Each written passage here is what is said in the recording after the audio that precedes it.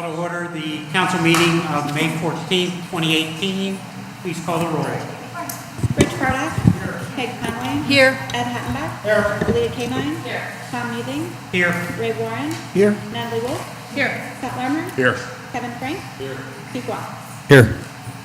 Everyone could please rise and join me in the Pledge of Allegiance. I pledge allegiance to the flag of the United States of America and to the republic for which it stands, one nation, under God, indivisible, with liberty and justice for all. Your council packet is a memo that summarizes the finances for March 2018. Focus on the earnings tax first. The earnings tax collections for the month of March totaled $166,300. This is up about 19% from March of 2017's collection of $139,000. That gives us a total of earnings tax collected through the end of March at $421,000. Our earnings tax estimate for the year is $2.7 million. The village did receive property tax during the month of March. This is an advance that was received from the Hamilton County Auditor's Office in the amount of $530,000.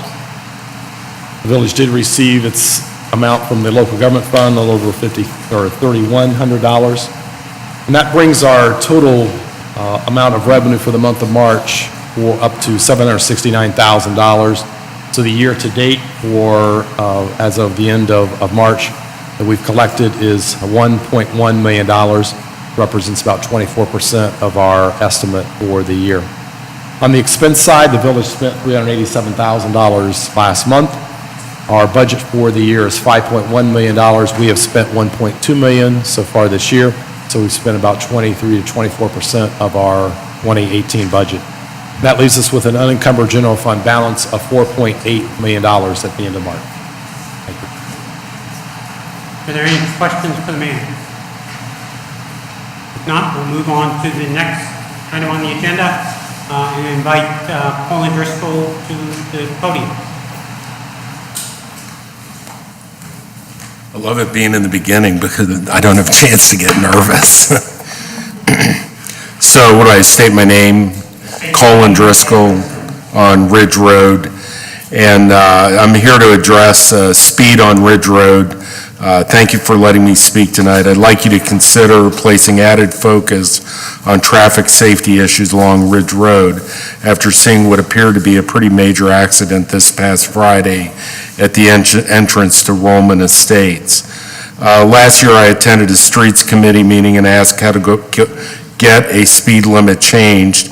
Somebody mentioned that speed limits hadn't been changed over the 20 plus years they'd been involved or in and around council. A lot has changed along Ridge Road over the past 30 years I've lived here. Roman Estates, JCC, Crest Hills, cell phones, texting, to mention a few. Actually, I've been passed several times on Section Road along the French Park stretch. Once they passed 2 cars in a row, one of which was mine. I've been passed twice on Ridge Road, once up in that area where the accident is. Each time that's happened, I've looked down at my speedometer and I've been going at or above the speed limit myself when this has happened. In order to keep this brief, I'm just going to talk about Galbraith section and Ridge Road. Galbraith is wide, homes are set far back, roads entering of good visibility. 35 miles an hour seems perfectly reasonable. It's 25 miles on the Deer Park side, 25 miles an hour on the Reading side. Section road is 25 miles entering the village, 25 on section, and 25 leaving the village. You know, I kind of get the impression that there's a focus on this 25 mile an hour limit, especially between the between Ridge Road and the railroad tracks. A couple of things that bring to mind that do that are I think there are 2 solar powered, your speed limit sign flashing. There's a stop sign. There's a well-marked crosswalk with little things in the middle of the road, and then another high visibility crosswalk sign right at the Elbrook light. In preparing for this, I went up and down those roads a couple times last night. Actually, I was going a little over 30 on section. I got a beep, beep, beep from a policeman. I don't know who it was, but I think they were kind of hinting, please slow down. This stretch from the railroad tracks to Ridge Road up here on sections, 1.2 miles long, has 8 streets intersecting, takes just under 3 minutes to drive at 20 miles an hour.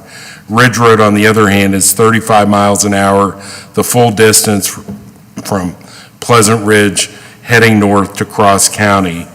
When entering the village, to stay within the speed limit, you have to ride your brakes continually going down that hill heading towards Section Road. Along this short half-mile stretch of ridge, there are 8 roads intersecting ridge on the downhill slope. Some of these intersections have limited visibility. There's even, in my yard, a sign that says dangerous intersection ahead. At the corner of my street, Ridge and Burns, many people cross to and from Lasana Ridge, the Ridgewood area, coming over to Amberley to walk or vice versa. They come, walking dogs. I've seen strollers, families, or people just walking by themselves. One woman who lives on Hudson Parkway crosses that 5 times a day. She said she walks her dog 5 times a day over in Ridgewood. Another woman on Fair Acres who I talked to this morning, I think I've seen her 2 to 3 times a day over on our side of Ridge. So she crosses that Fair Acres intersection 2 to 3 times a day. This roughly half-mile stretch from Pleasant Ridge to Section takes 57 seconds at 35 miles an hour. If we were to slow it down to 30 miles an hour, that would add 9 seconds to the 57-second time frame. The flip side of this is that if someone is not slowing everyone down, turning into one of these side streets like our street, Burns or Dot or Fair Acres, a lot of times these cars are going well in excess of 35 miles an hour. Some of these are lawn people with trailers and tractors and, a dump truck pulling a piece of heavy equipment. In addition to the 8 streets that intersect Ridge Road on this half-mile stretch, there are actually homes very close to Ridge on the Lasana Ridge side where their only option is to back out on Ridge Road. They don't have any ability to turn around in their driveway and enter from, the normal way. I think this is unique to this little area.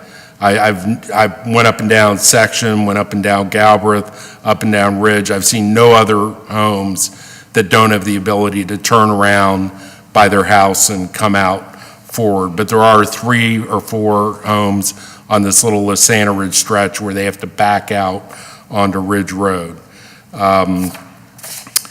Section Road at 2.3 miles takes 5.5 minutes at 25 miles an hour to cross the village. Ridge Road at 2.1 miles takes 3.6 minutes at 35 miles to cross the village.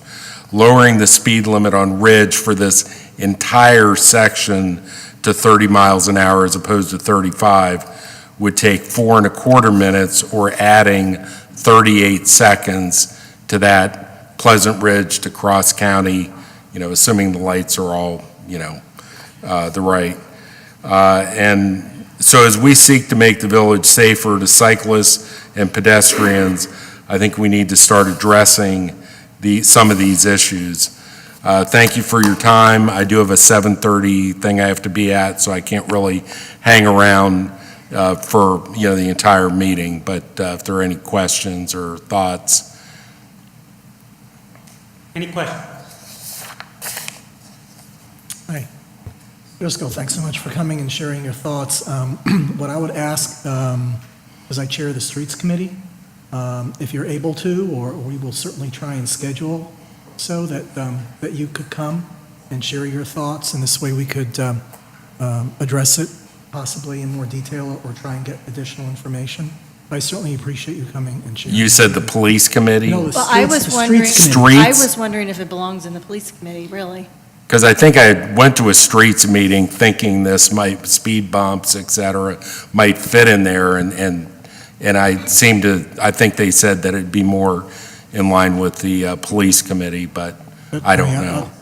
Chief, I mean, this is clearly something that has been a recurring subject. So if it was referred to the police committee... This is a recurring subject on a lot of our streets, not just Ridge, unfortunately. That's one of the reasons we've put in some of the residential areas, we've put in speed humps in place. When you refer to section, that's because of the large population of the Orthodox that walk in that area. So that's why the focus was down there. That section of Ridge, I know it doesn't get a lot of pedestrian traffic. It does get some.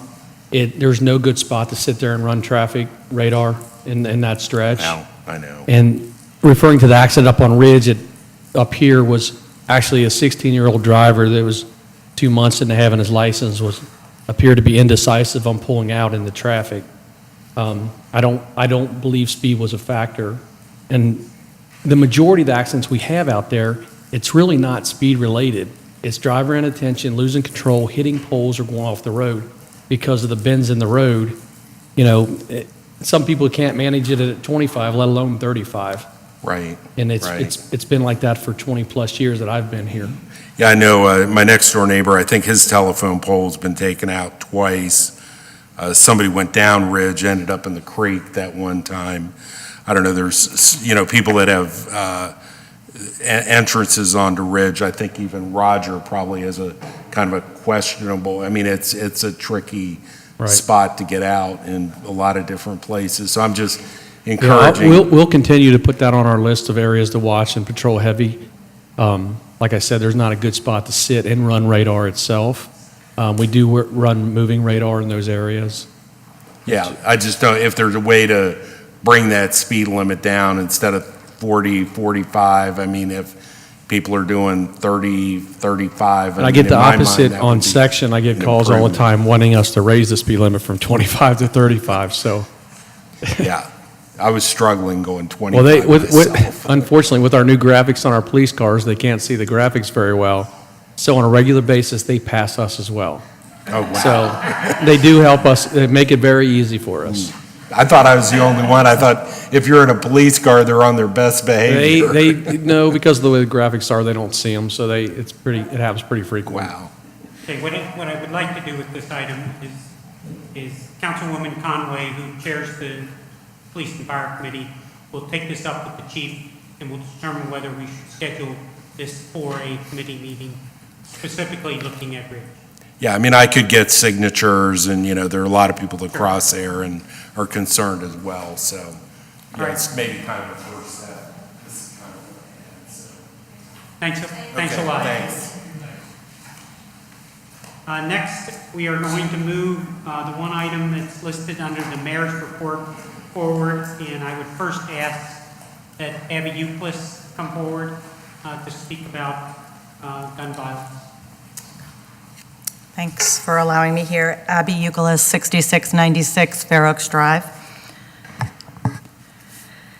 So yesterday was Mother's Day, and until 89 days ago, my sister-in-law, Jen Guttenberg, was the mother of 2 children, Jesse and Jamie.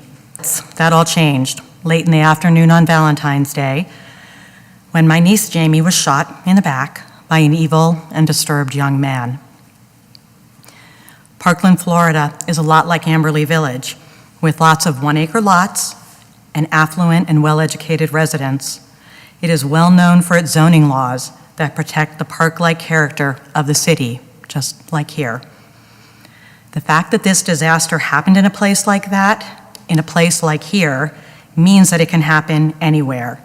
The safety we all feel, it's an illusion with which we delude ourselves. And so I appreciate that Mayor Muthing will be proclaiming June 1st, 2018 to be National Gun Violence Awareness Day in Amberley Village. And I appreciate that we will be wearing orange, Jamie's favorite color, in her memory, and the memories of the 96 Americans each day who are killed by gun violence. But we need to do more than strive, as the proclamation says, to keep guns away from those who should not have them. We must work on legislation, and we must act. And so I call on Amberley Village to join over 1,000 other mayors from almost every state and commit to the Mayors Against Illegal Guns Statement of Principles, which are: punish to the maximum extent of the law criminals who possess, use, and traffic in illegal guns. Target and hold accountable irresponsible gun dealers who break the law by knowingly selling gun to straw purchasers. Extend background check requirements to all gun sales, including private sales and gun show sales. Oppose federal efforts to restrict cities' rights to access, use, and share data that is essential to effective enforcement. Work to develop and use technologies that aid in the detection and tracing of illegal guns. Support local, state, and federal legislation that targets illegal guns, and invite other cities to join us in this effort. It's too late for Jamie. It's too late for my brother and sister-in-law and nephew. It is too late for my children, lifelong residents of Amberley Village, who lost their much-loved first cousin to gun violence. But it is not too late for you to act. Do it for yourself, do it for the people you love, and do it to protect the public safety of Amberley Village. Thank you. Thank you very much. As I thought, Vice Mayor Wolf first brought this up, and as I looked at this proclamation that was drafted, and as I thought about this whole subject of gun violence, I was struck by something that really struck me, that the similarities between this subject and the opioid crisis are striking. In both cases, we say that they are having a major effect on our community. All communities are affected, and individuals in our community. Also, in both cases, there are constitutional issues. Also, for some time, we struggled to identify what we could do about the opioid crisis. However, a month ago, I sat in these very council chambers, and there was an event held related to the opioid crisis team, and they were announcing the start of the quick response team. This is just one of many things that they are now doing. 2 years ago, a lot of the discussion on the opioid crisis was about what we can't do. However, people stopped talking about what we can't do and started talking about what we will do and started doing things. And it is, that to me is really where I look at on the gun violence. This is an issue that, as I say, is affecting all communities. And we really need to somehow get the conversation away from what we can't do and won't do to what we can do and will do. Gun Violence Awareness Day is one way of starting to change the dialogue. I have 5 children, and as they were growing up, I was always saying to them, you can do. I am again being taught by my children and learning from my children that there are things we can do and we should be doing. So all I'd say with respect to the proclamation before I read it is we have to wear orange or whatever, but we need to get people to start thinking about, yes, we can do. And it might be little things at first, but yes, we can do, and we can make a difference. Just as the opioid crisis, when we sat in this chambers a month ago, the people who are working this crisis are now saying we are making a difference. Whereas 2 years ago, they struggled to say we can't make a difference. So I think this is something we can do, but we have to get into action. So I'll now read the proclamation declaring June 1st, 2018 to be National Gun Violence Awareness Day in Amberley Village. Be it proclaimed, whereas protecting public safety in our community is the highest priority for local governments, and whereas every day on average 96 Americans are killed by gun violence, and whereas gun violence is impacting every community throughout the United States and individuals in our communities. This is highlighted by the recent Parkland, Florida shooting, where the granddaughter and niece of Amberley residents, Jamie Gutenberg, was killed. And whereas we clearly support Second Amendment rights of law-abiding citizens, but believe that we should strive to keep guns away from those that are dangerous or do not act responsibly. And whereas by wearing orange on June 1, 2018, Americans can raise awareness about gun violence and honor the lives of gun violence victims and survivors. Now therefore, I, Thomas Muthing, Mayor of Amberley Village, do hereby proclaim June 1, 2018 as National Gun Violence Awareness Day in Amberley Village. And I will present this proclamation to Abby and to the mothers that are demanding action.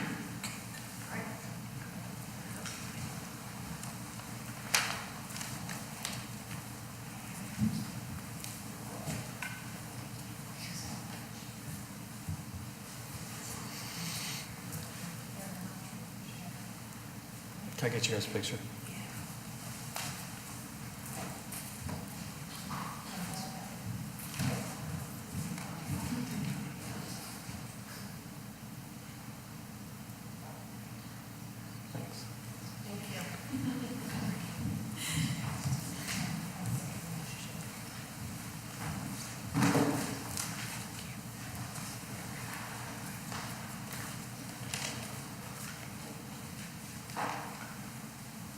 Where do we get the orange rooms, please? Sorry? How can we get the orange rooms? I can bring some by. I've got bags of them at home. Orange ribbons. Oh, yeah. Do you know why the color orange?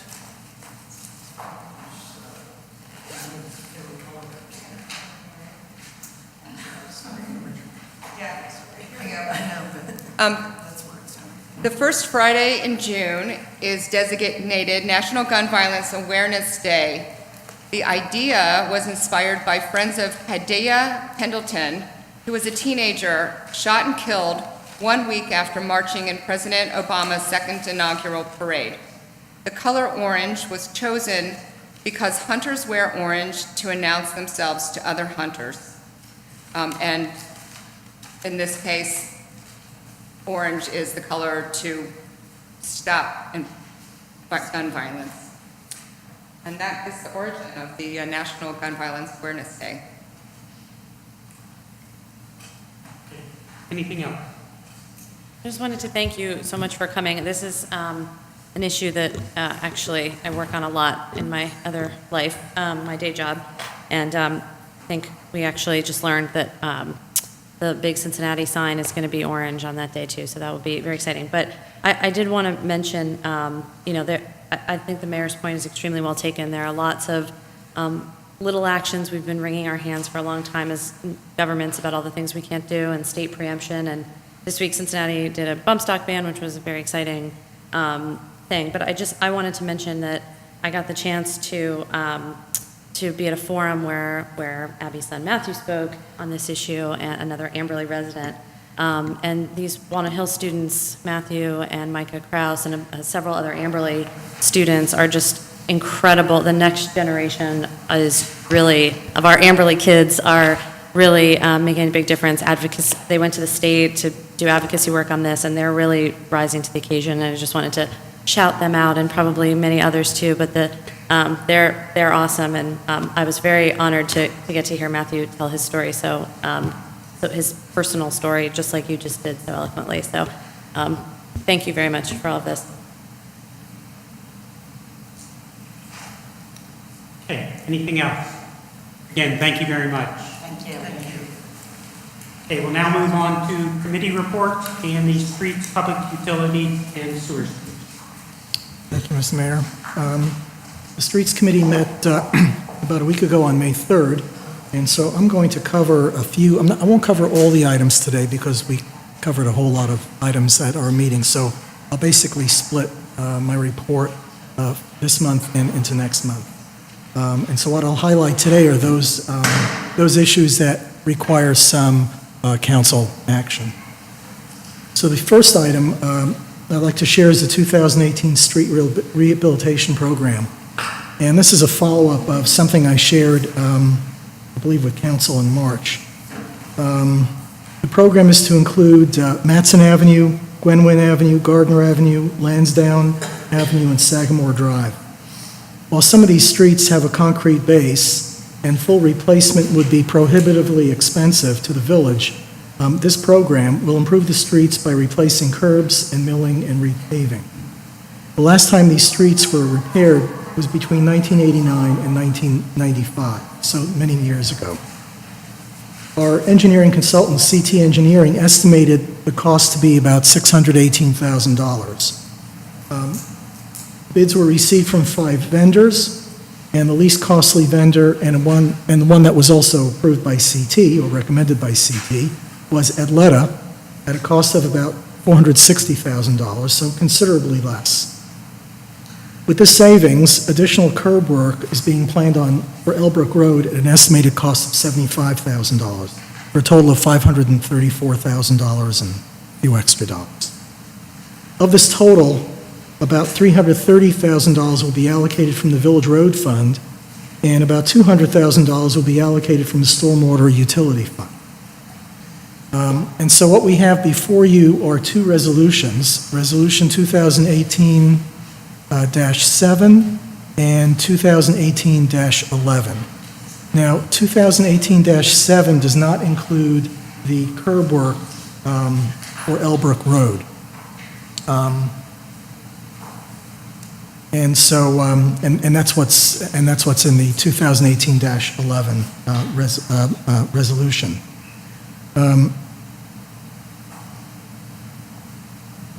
Now, the original bids that went out for the street program did not include this curb work. And so, after the bids came back and the savings, and the difference between the original estimate and what the cost would be, maintenance recommended and village manager recommended that we do the additional curb work on Elbrook. After consulting with the law director, Kevin Frank, the staff was advised that the best way to award additional curb work that wasn't in the original bid was to affirm Adleta's Construction's willingness to do the additional curb work and award a change order at the same unit price that existed in the original street program. And so that original price is like $28.60 per foot. And so Adleta did honor that price, and so that's why we're moving ahead with this extra $75,000. So what we have before you is, again, Resolution 2018-7, which is a resolution authorizing the village manager to enter into a contract with Adleta Construction for the 2018 road program. Okay. So it has been moved and seconded that we adopt Resolution 2018-7 to authorize the village manager to enter into the contract with Adleta Construction for the 2018 road program. Are there any questions or comments? One additional comment, Adleta has done work for the village before, some street work, we've been very satisfied with their accomplishments. Any other questions or comments? If not, it has been moved and seconded that we adopt Resolution 2018-7. All in favor? Aye. Opposed? Be it noted that the resolution passes unanimously. The second resolution before you is Resolution 2018-11, which is a resolution authorizing the village manager to execute a change order for the 2018 road program to provide for additional curbing. So this refers to the additional curbing that will occur on Elbrook Road at a cost of $75,000. Okay, it has been moved and seconded that we adopt Resolution 2018-11, which would authorize the village manager to execute a change order related to this additional curb work on Elbrook. Are there any questions or comments? Just to clarify, there's no extra charge for executing the change order. Just the price of the curbing, and that's it. Thanks. Any other questions or comments? If not, it has been moved and seconded that we adopt Resolution 2018-11. All in favor? Aye. Opposed? Be it noted that the resolution passes unanimously. The third item is Resolution 2018-8, proclaiming the week of May 20th, that is May 20th to the 26th, 2018 as National Public Works Week. And the purpose of this resolution is to recognize the work of our maintenance department operations and staff, and for all the work they do in the village. And the village manager, Mr. Lammer, wrote really a beautiful summary of all the work that the maintenance staff do for us, and I'll just highlight a few things, and then I'd like to read the resolution.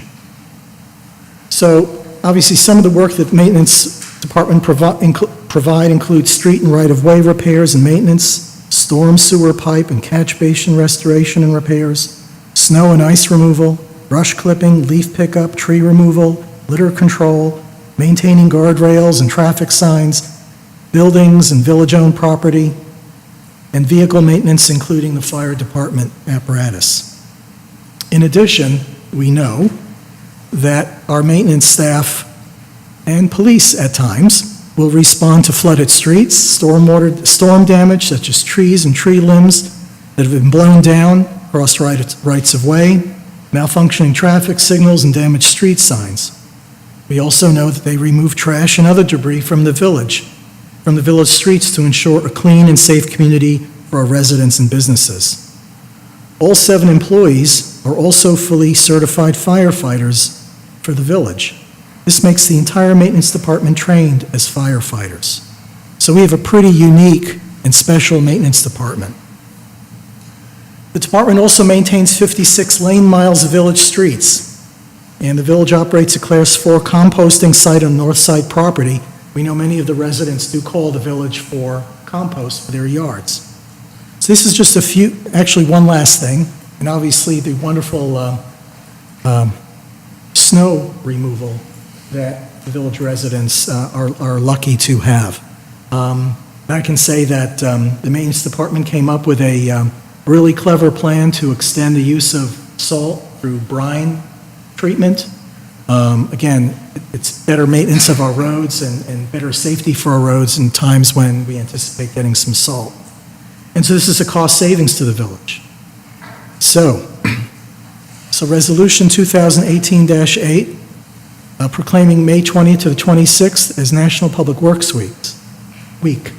Whereas public works services provided in our community are an integral part of our citizens' everyday lives, whereas the support of an understanding and informed citizenry is vital to the efficient operation of public works systems and programs such as sewer, streets, highways, public buildings, and snow removal, whereas the health, safety, and comfort of this community greatly depends on these facilities and services, whereas the quality and effectiveness of these facilities, as well as their planning, design, and construction, are vitally dependent upon the efforts and skill of public works officials, whereas the efficiency of the qualified and dedicated personnel who staff public works departments is materially influenced by the people's attitudes and understanding of the importance of the work they perform.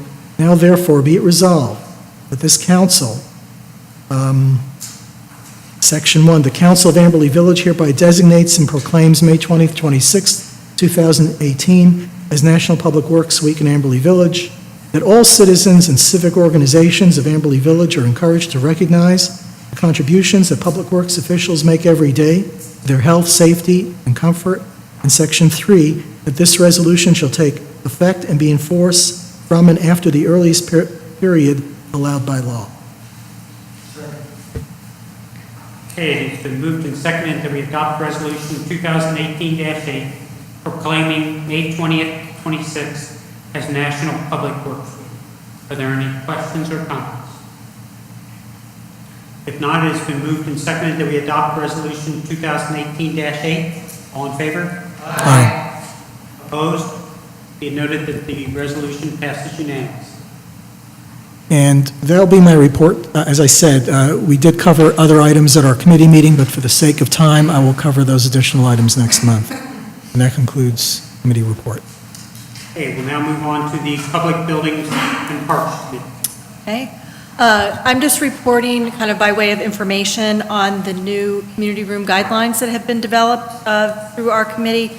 They do not require a vote of council. There's an administrative thing, but I want to highlight the process because I think it was really positive.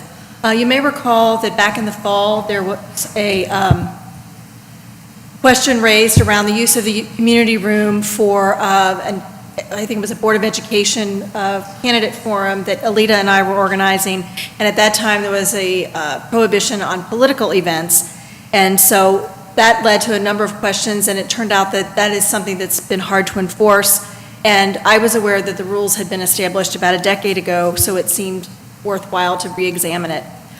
Scott Larmer gathered information from other communities and provided background to the committee, and we reviewed his information and the existing policy and, talked about what we want this to accomplish. And kind of, I think the underlying goal was to make the community room available to residents as much as possible for use and managed in a way that is streamlined for both the user and the village.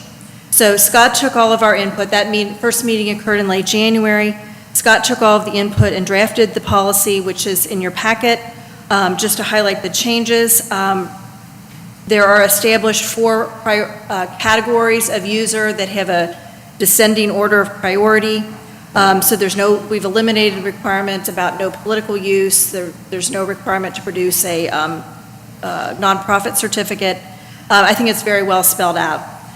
There's been the addition of a 1 time per month usage limit. And we have added a requirement that at its discretion, the village can require a police detail if it seems like the crowd's going to be nearing the limit on the room's capacity. So I want to thank Scott for his diligent efforts in bringing us to this good place. And I would also like to make sure that it gets added to the website because I noticed it's still the old language. So that concludes my report. And if anybody has any questions, I'd be happy to. Not a question, I read through the new community room guidelines, and I think they look great. They spell everything out, they look very organized, and it seems to have actually addressed the issue of one group reserving every single week into forever, and then thereby cutting people out of the process. So thanks. Any other questions or comments? If not, we will move on to the police and fire. Okay, and the Police Fire Committee met on May 3rd, and we have 2 items from that meeting. The first is Resolution 2018-9, proclaiming the week of May 13th to 19th as National Law Enforcement Memorial Week, and tomorrow, May 15th, 2018, as Peace Officers Memorial Day.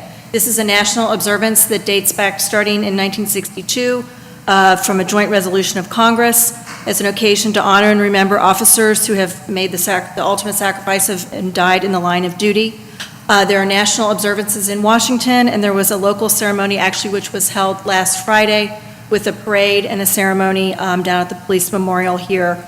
Our police department is always prominently represented in those ceremonies, and the police chaplain, who is an Amberley resident, Rabbi Mendy Colmanson, gave the invocation. You may have seen on Nextdoor that the flags are being flown at half-mast this week, and officers wear black armbands in order to commemorate their colleagues. So, that being said, I'd like to move that we adopt Resolution 2018-9, proclaiming the week of May 13th to 19th as National Law Enforcement Memorial Week, and May 15th, 2018 as Peace Officers Memorial Day.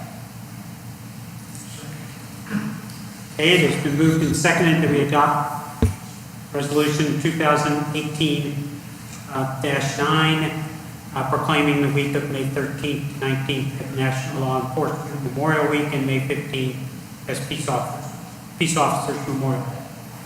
Any questions or comments? If not, it has been moved and seconded that we adopt Resolution 2018-9. All in favor? Aye. Opposed? Be noted that the resolution passes unanimously. And the other item from that meeting concerns the purchase of a vehicle.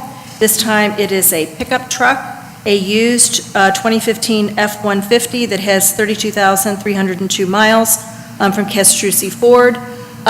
Normally, there would have been a cruiser purchased that was in the budget for $43,000.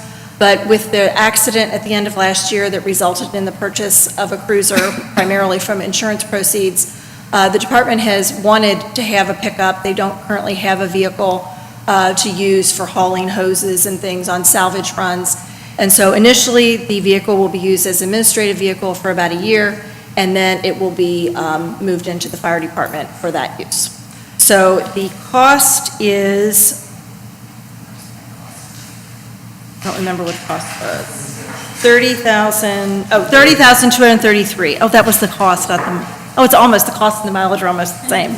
So I'd like to move that we adopt Resolution 2018-10, authorizing the village manager to enter into a contract to purchase the used vehicle for police department at a cost of $30,233 with reasonable changeover, which is usually $5,000 to $6,000.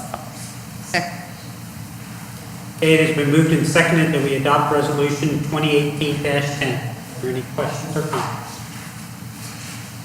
If not, it has been moved and seconded that we adopt Resolution 2018-10. All in favor? Aye. Opposed? Be it noted that the resolution passes unanimously. And that concludes my report. Thank you. We will now move on to the manager's report. Thank you, Mayor. I'd like to point out 3 items from the manager's report. I did mention in the report that I attended the Reading Road Corridor meeting. This is a group of officials from the city of Reading, from Roselawn, from the city of Cincinnati, Sycamore Township, as well as Hamilton County, and then Amberley Village as well. And this has been ongoing for the last few years and was fueled for a variety of different reasons, but we've continued that discussion with all those communities. Part of the problem, as you understand, is that is the confluence of 3 or 4 different communities there. So it's a difficult area in which for anybody to take full responsibility for. But we have continued the discussion on this. Our most recent discussion is an actionable item by the city of Cincinnati, whereby they are moving towards some different zoning in the Roselawn area. So it's more pedestrian focused. So that's the first step in this. Ultimately, we would like to see some additional rezoning take place in that particular corridor. We've also talked a lot about transportation in that area in terms of streetscaping or any kind of improvements to intersections.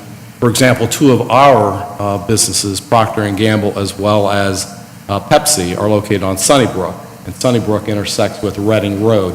That intersection is not the best type of intersection for trucks traversing that particular intersection. So there's been some discussion about perhaps trying to improve that intersection, because that's actually in Reading on the east side. We've also talked about marketing that particular area, but we feel like we're not ready to do marketing for that particular area. And then the last item is the focus on the perception of that particular corridor from a safety and crime standpoint. I think we're all familiar with what that perception is. And it's going to take certainly a lot of effort to overcome that. But we do continue to meet on this particular corridor and feel that there's some great value to those communities as well as to Amberley Village. Certainly from our standpoint, the redevelopment of the former Gibson property is within that vicinity, and feel like that corridor could certainly serve that particular area. And likewise for our residents as well, visiting Roselawn and taking advantage of the various services in that area, I think is critical as well. So just want to make council aware that those meetings do continue. It's a slow process for us, so it's not moving quickly, but we are being diligent with that. And the other item second item I wanted to mention was in regards to the ball fields. If you've driven by the upper ball field here on Ridge Road, that renovation to that ball field has been completed. That grass infield has been removed, brought ball field infield mix into the field, and it's actually been played on since the renovation has been complete. So that project is, for all intents and purposes, complete at this point.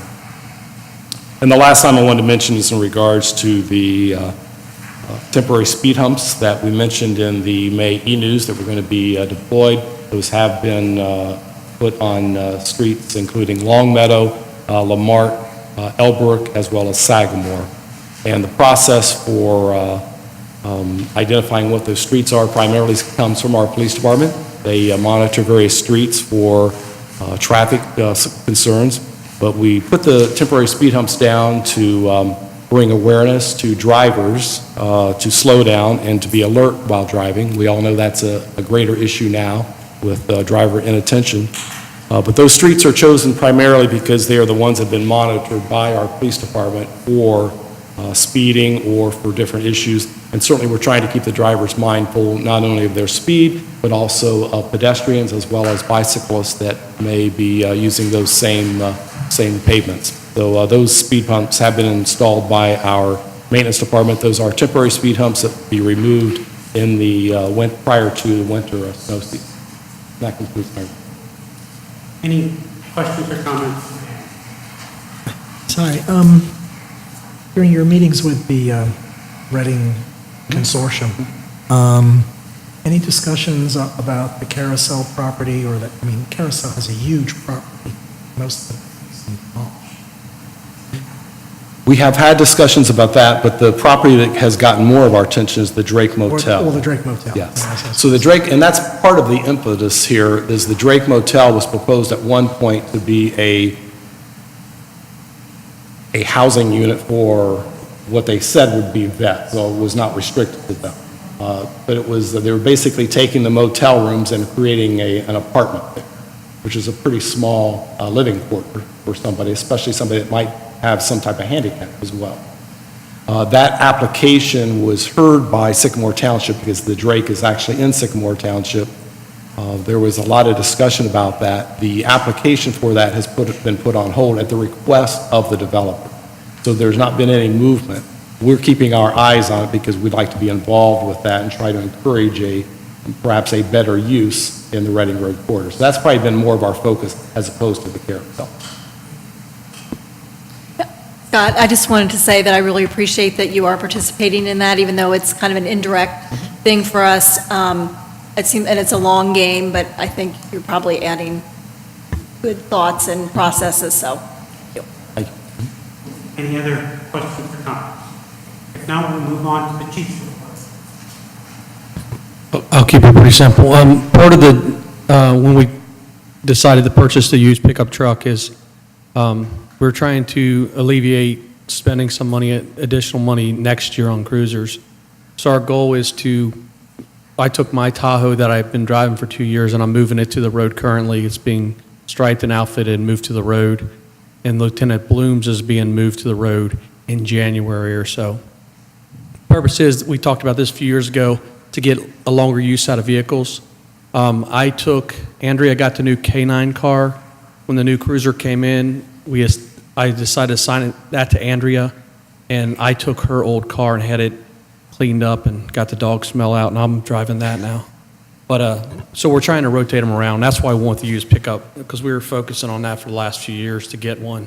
It's too hard sometimes to get it from the service department, because they stay so busy using them, it's hard to get it. Last week, there was a lot of stuff on social media reference an incident that occurred at French Park. I try to keep it brief on next door what occurred. It was a suicidal subject that was having some emotional disturbances. We spent that evening looking for him. We did find him the next day. He had perished at that point. It was difficult because we're dealing with the family who were out of state, and it made it an emotional thing. Dealing with it in general, knowing what was going on with the family and the connection with the family. And since then, I'm still in contact with the wife pretty regularly, and they're going to be coming here over the weekend when they come into town just to talk to the department and meet with us and stuff. It's a fine line of what I should put on social media and what I shouldn't put on social media. And the reason my last comment was, I think that when the manager, we called him, he came straight in to assist us. We had dispatchers coming in. We had everybody helping that we could. We had 26 policemen there with Cincinnati, our guys, and the sheriff's department. Obviously, everybody probably seen the helicopter. It made 2 appearances here. But when you release that information, we want to keep the residents informed. We're not trying to scare someone. And some people just don't want to know. They don't want to know what's going on. But we feel it's important. If it gets to the point to where I call the manager in to put a call safe out, I didn't really feel that the residents were in jeopardy, but I felt they should be informed of what's going on. I didn't look at it being to where it was a homicidal type situation or nothing, but it was touch and go enough to where I wanted people alert, we needed additional eyes in case somebody was seen out. But for the most part, we got a lot of positive responses, and we're trying to use next door as much as we can to, you know, whether we're shutting down a road or something like that's going on. And then on a regular basis, I try to keep the manager up to breast of what's going on immediately, just so council kind of has a heads up before the media shows up. There are times I forget, but I try not to. I'm not really going to get anything else. That was enough. So that concludes my report. Any questions for the chief? Now we'll move on to the mayor's report. First, related to the Environmental Stewardship Committee, the ESC had 3 events over the last month. There was a Clean the Green on April 19th. They actually, rather than work up at the green, they actually worked on the property here at the at Village Hall and actually did some mulching and some other work up by the playground. The next Clean the Green, which will be at the Amberley Green, is for May 24th. We had an Arbor Day and Earth Day celebration on April 26th where there was a tree planted, and that tree was planted again on the upper part of the track, very close to where we lost a tree last year as a result of lightning. And then on April 28th, the ESC and a group of volunteers, along with Cincinnati Parks personnel, cleared an area mainly of honeysuckle at Ridge and Section. This was on a Saturday. The volunteers worked from 9 to 12. The brush that was collected didn't end up getting chipped until Thursday because the Cincinnati Parks brush chipper broke down, but it did ultimately get cleared. The next meeting of the ESC will be May 21st, and one of the things that the ESC is going to be working on over the next couple months related to their environmental work and their environmental pathway with the We Thrive initiative is looking at idle-free resolution and what we might be able to do with respect to idle-free. This has been a hot button topic in various places. I know at down where We Thrive is, they have We Thrive, or they have idle-free parking in their thing. It's not obviously anything you can actually mandate with idle-free. It is something that you strive more for, but make people aware that, you know, you can simply turn your engine off. And the one that I always get very upset with is when you go over to the cell phone lot at Cincinnati Airport, the number of people that just sit in that parking lot for, you know, a long time with their cars running. You know, it's a waste of their money, and it's also not good for the environment.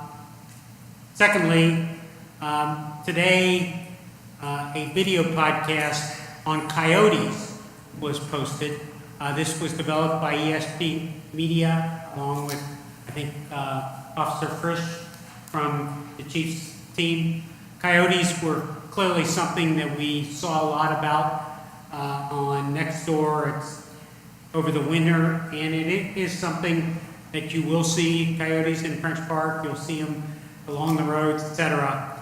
But if you'd like to see this video, there's a link that can be found on the Amberley Village Twitter page, or you can click on Council Videos link on the amberleyvillage.org page and get the video on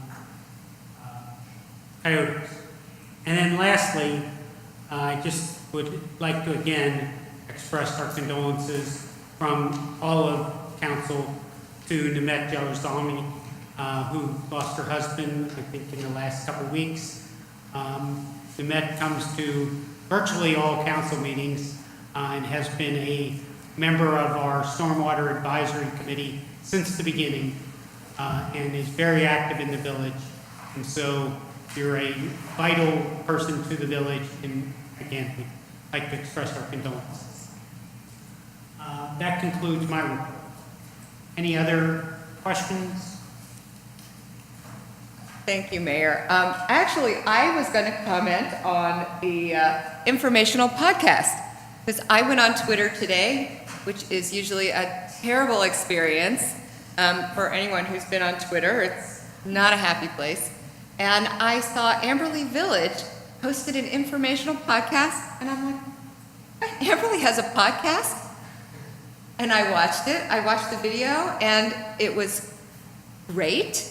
And I've already shared it. I'm so pleased to see a sane, common sense, instructional, informational video on coyotes, because I see all of the terrified posts on Nextdoor and people who feel that they have to report to everyone that they hear coyotes barking and howling, and you know, I don't know what we're all supposed to do, go run in our house and lock our doors, and you know, but it was really great. So it should be shared widely in Amberley and Pleasant Ridge, and thank you.